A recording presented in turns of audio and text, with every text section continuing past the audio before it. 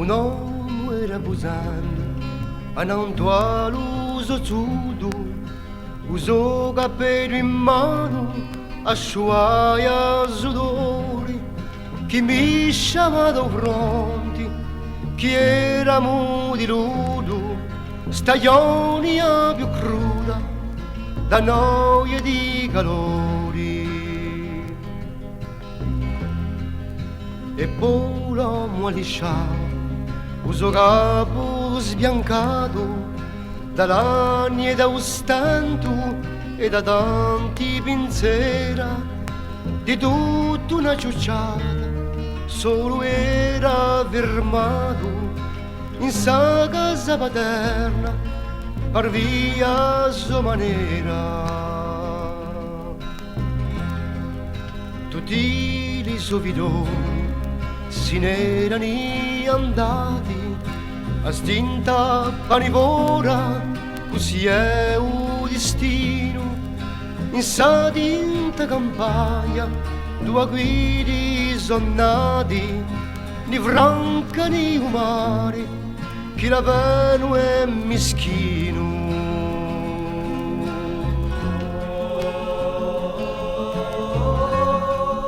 Ma l'uso capo bianco, più bianco diventava, vedendo di socciosa i murati sfraiati, tristo e pensieroso, udendo sospirava, parlando da per sé, rammentava il passato.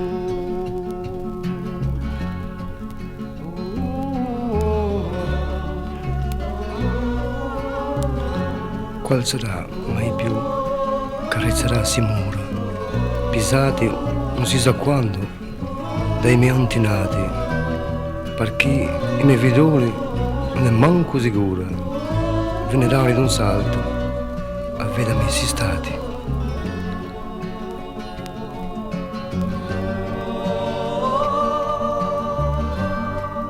E qui sa casare due tanti zitelli, sono nati, sono cresciuti, hanno riso e poi pianto, e dopo tanta gioia, come un volo da cieli, ne sono tutti fuggiti, in un buffolo di vento.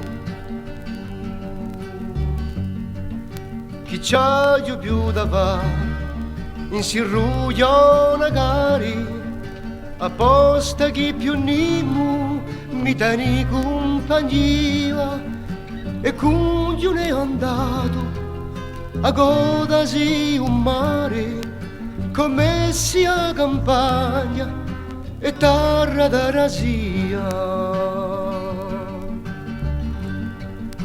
E l'uomo ha disperato da suoi sorti crudeli, stringiva il suo capello per impedire l'angoscia che gli spizzava il petto, pisando l'occhio in cieli, pregava lo Signore di tenerlo a coscia.